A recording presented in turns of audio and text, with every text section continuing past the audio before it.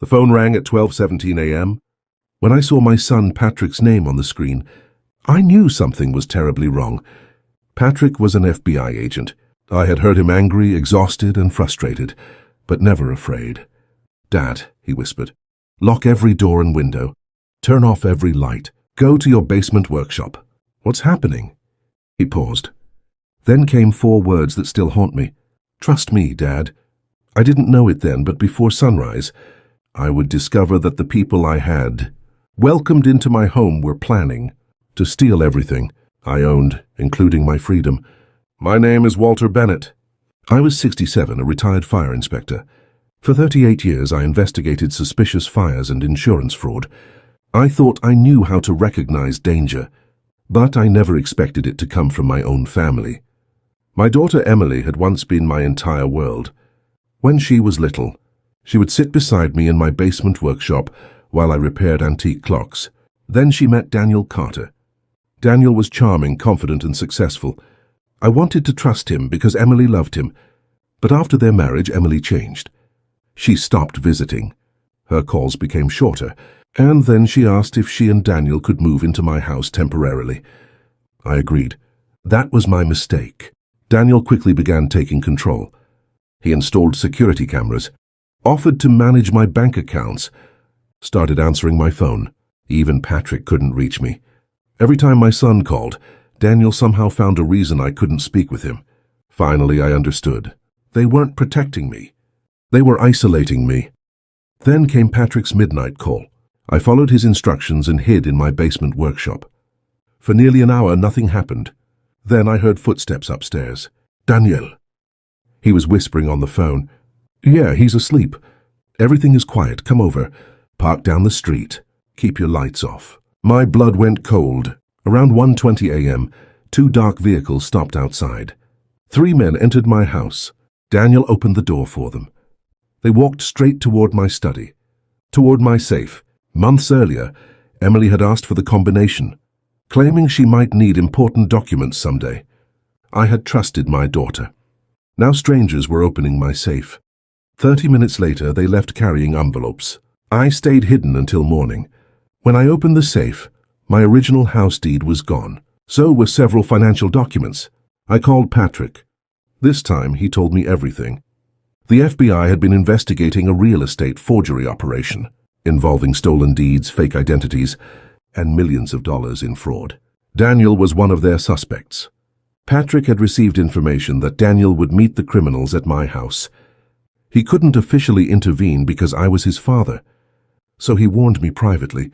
He had saved my life, but the real horror had only begun. A few days later, I searched the kitchen trash. Buried beneath coffee grounds was a document that made my hands shake. A petition to declare me mentally incompetent. The plan was simple. Daniel and Emily wanted to become my legal guardians. Once they controlled me legally, they could control my bank accounts, my property, and eventually sell my house. They weren't waiting for me to die. They wanted to destroy my freedom while I was still alive. I didn't confront them. I hired an attorney named Rebecca Foster. She secured my accounts, changed my locks, revoked old authorizations, and arranged an independent mental evaluation. The doctor examined me for hours. His conclusion destroyed their entire plan. I was completely competent. My memory was excellent. My reasoning was strong. Their case depended on one lie. Now I had proof, but I wanted more. I wanted their own words. So I placed a small recording device inside one of my antique clocks. Then I waited. One night I heard everything. Daniel explained how they would have me declared incompetent, take control of my assets and sell the house. Then Emily laughed. She said I was too trusting and too old to understand what they were doing. I listened to that recording 5 times. Every time it hurt, because a stranger stealing from me would have been a crime. My daughter doing it was betrayal. I remembered something from my years as a fire inspector. You never rush into a burning building without knowing where the fire started. So I waited. I built my case. I protected my money. I documented everything. Then I confronted them. I know about the guardianship petition. I know about the stolen documents. And I have evidence. Emily cried. Daniel tried to explain. I stopped him. You made one terrible mistake, I told my daughter. You stopped seeing me as your father and started seeing me as an asset. Then came the courtroom. Daniel and Emily claimed I was confused and incapable of managing my own affairs. They thought the old man would lose.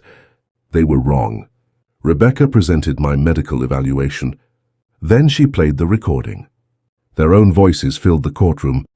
Their plan, their lies, their greed, everything was captured. Then Patrick took the witness stand.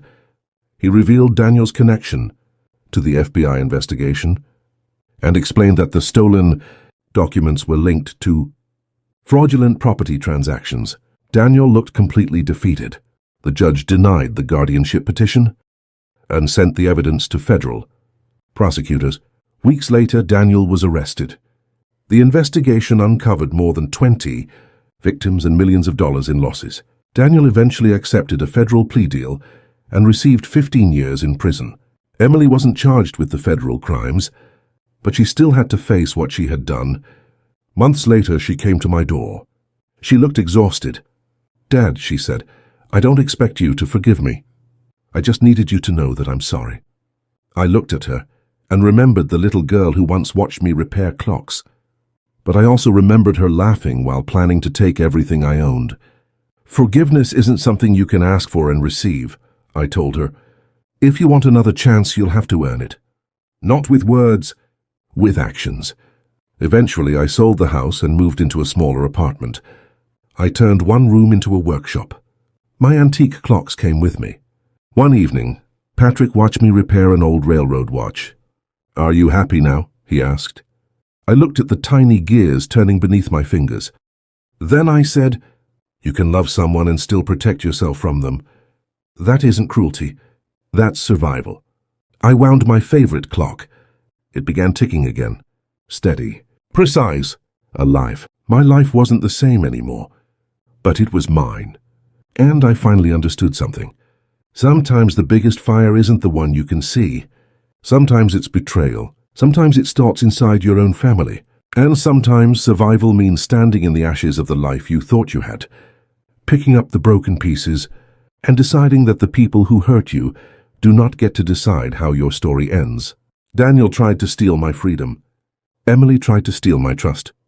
Neither succeeded, because the best revenge wasn't destroying the people who tried to destroy me. It was rebuilding my life, protecting my peace, and refusing to become the broken man they believed I was. I listened to the clock ticking beside me. Time kept moving, and so did I.